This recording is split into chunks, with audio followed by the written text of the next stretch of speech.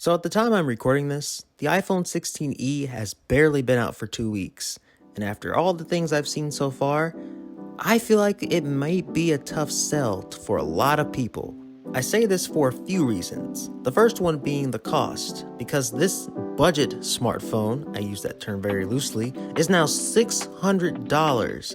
That is nowhere near budget territory for a smartphone, and really never will be. Remember, the third generation iPhone SE only started at $429. And yes, while that may not be budget territory either, if you're buying this from a carrier, if they got a good sale on it, or if you're just trading in a phone for some value, you could get that phone for way less money. And while you may get a slightly better package deal with the 16e, that doesn't mean people won't consider A, getting a similarly priced iPhone elsewhere, or getting into the slew of Android phones that do way more for way less. Because you know what else is $600? The iPhone 14. You know what else is $600? The Nothing Phone 2. You know what else is a little more expensive than $600? The Galaxy S24 FE. You know what's a little cheaper than $600? The Pixel 8a. Like, come on! I can keep going on for days. And like I said before, most of these phones give you a little more for a little less. Speaking of less, someone spotted out that while the 16e still uses the same A18 chip as the normal iPhone 16 does, the A18 on the 16e for some reason has one GPU core missing. Okay, that's not too bad.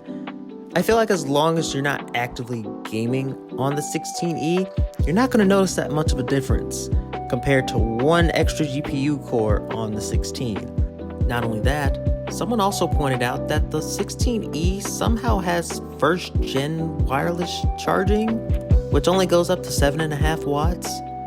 Not exactly a deal breaker, but yikes. Oh yeah, did I also mention that MagSafe is gone too? And honestly, the missing features and cores may not even matter all that much to you, but I still feel like this is a interesting, weird-ish phone. I mean, who knows? If you're coming from a second gen SE or an iPhone 11 or even an iPhone XS, this may not be a bad buy.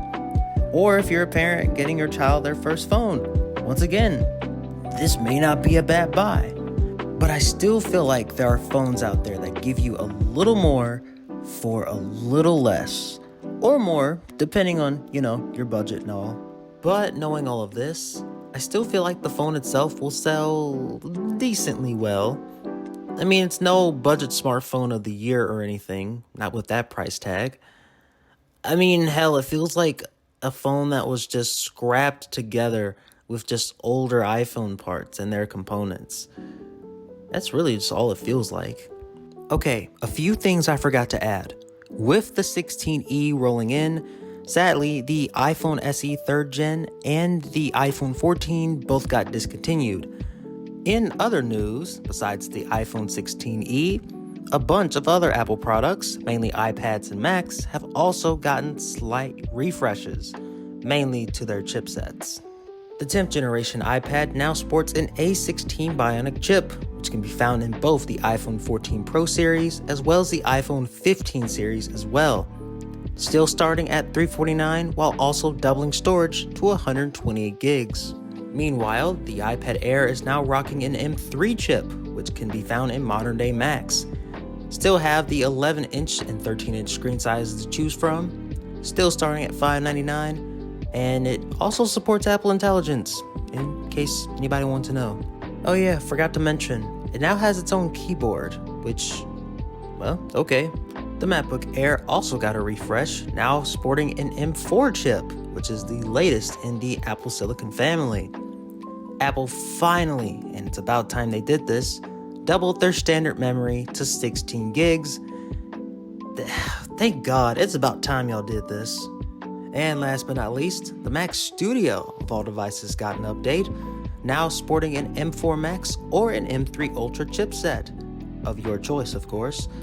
TLDR, it's powerful and it's expensive. Always has been, always will be.